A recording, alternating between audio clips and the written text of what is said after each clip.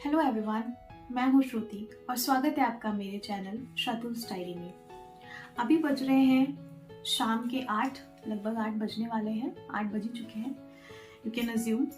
और आज पढ़ाई शुरू करने से पहले मैं एक बुक पढ़ने वाली हूँ जो कि हमारे लिए यानी कि स्टूडेंट्स के लिए है। यू कैन सी ये बुक है, इसमें 6 सीक्रेट्स दिए हुए हैं जो कि स्मार्ट स्टूडेंट्स अप्लाई करते हैं। तो ज़्यादा मोटी किताब नहीं है, यू सी बहुत ही पतली सी बुक है और मैं हाफ एन आवर इसे देने वाली हूँ। सबसे पहले मैं इसे पढ़ूंगी और उसके बाद हम लोग वापस से अपनी स्टडीज़ को रिज्यूम करेंगे। पढ़ने के साथ साथ मैं अपना डिनर भी इंजॉय कर रही हूँ ताकि टाइम की थोड़ी बचत हो जाए। और आधे घंटे के बजाय मैंने इसे 1 घंटे पढ़ लिया और अभी बज रहे हैं रात के 9 और मैंने स्टार्ट किया है हिंदी पेडागोजी। मैं हिमांशी मैम की लेक्चर से ही नोट्स बना रही हूँ। इसमें मैं आज कुछ सिद्धांत और सूत्र के बारे में पढ़ूँगी हिंदी से रिलेटेड। इसीलिए मैंने ट्राई किया है कि मैं नोट्स को जितना हो सके हिंदी में लिखूं, क्योंकि पेपर में क्या होता है ना, आपको इंग्लिश वर्ड आ रहा होता है लेकिन हिंदी वर्ड नहीं आ रहा होता समटाइम्स। और ये पेपर टोटली हिंदी रहेगा तो फिर इसमें इंग्लिश ट्रांसलेशन तो मिलेगा नहीं, बिकॉज़ लैंग्वेज पेपर है। इसलिए मैं ट्राई कर रही हूँ। हालांकि अभी मैंने इंग्लिश लिख लिया है बट वो कोई प्रॉब्लम नहीं है। आगे जाके मैंने इसको हिंदी में ही करने का कोशिश किया है जहाँ पर भी मुझे लग रहा है कि मैं फंस सकती हूँ। और पेडागोजी में सबसे बेस्ट चीज़ क्या है कि अगर आपकी child development and pedagogy specially बढ़िया है तो कई सारे थ्योरीज़ जो हैं वो टैली करते हैं। तो वही मुझे यहाँ पर भी काम आ रहा है और मैंने बहुत सारी चीज़ें बीएड में ऑलरेडी पढ़ी हैं, तो अभी जाके मुझे वो फ्रूटफुल हो रहा है। एज यू कैन सी मैं नोट्स बना रही हूँ ऑलरेडी और मैंने फटाफट कई सारे सिद्धांतों को लिख लिया एक बार में ताकि वो मेरा एक जगह क्लियर रहे और उसके बाद मैं इसे डिस्क्राइब भी कर लूँगी। आज दिन की पढ़ाई मेरी नहीं हो पाई थी, दिन में बहुत सारे काम थे, तो आज मैंने चैलेंज लिया है कि मैं रात को जितनी देर हो सके उतनी देर पढ़ाई करूँगी ताकि मेरा पढ़ाई जो है वो हैम्पर ना हो। तो देखते हैं मैं कितनी देर पढ़ पाती हूँ। तो यहाँ मैं भाषा शिक्षण के सिद्धांत लिख रही हूँ। पहले मैं सारे सिद्धांतों को एक साथ लिख ले रही हूँ और उसके बाद एक एक करके मैं सबको अपने हिसाब से एक्सप्लेन करूँगी। जैसा कि मैंने पहले ही बताया कि मैं ज़्यादा डेफिनेशंस पर विश्वास नहीं करती, क्योंकि ये लाइक सब्जेक्टिव नहीं बल्कि ऑब्जेक्टिव एग्ज़ाम होता है। इसमें आपको बस एक आंसर टिक करना होता है। तो मैं बस बहुत ही शॉर्ट में जो मुझे समझ आ जाए मैं उतना ही लिखती हूँ। तो अभी ये सारे सिद्धांतों को मैंने बस लिख लिया है और इसके बाद सीधा मैं इससे रिलेटेड, जैसे हिंदी वर्ड है ना, तो कई बार हिंदी वर्ड होने की वजह से समझ में नहीं आता, इसीलिए मैं उससे रिलेटेड कुछ की पॉइंट्स को बस लिखूँगी ताकि मुझे समझ आ जाए।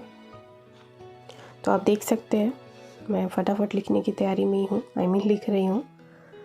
तो एक्चुअली मुझे बीच में थोड़े काम आ गए थे, इस वजह से मैं ज़्यादा देर नहीं पढ़ पाई और अभी बज रहे हैं 11:15 रात के। और देखिए मैंने बस सिद्धांत लिखे थे, मैंने इसे समझ भी लिया था और अब मैं इसके आगे कर रही हूँ।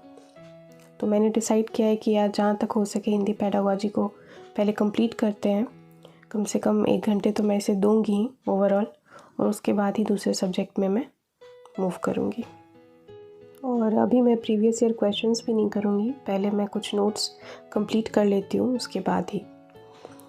तो मेरा हिंदी पेडागोजी देख सकते हो आप कितना कंप्लीट हुआ है।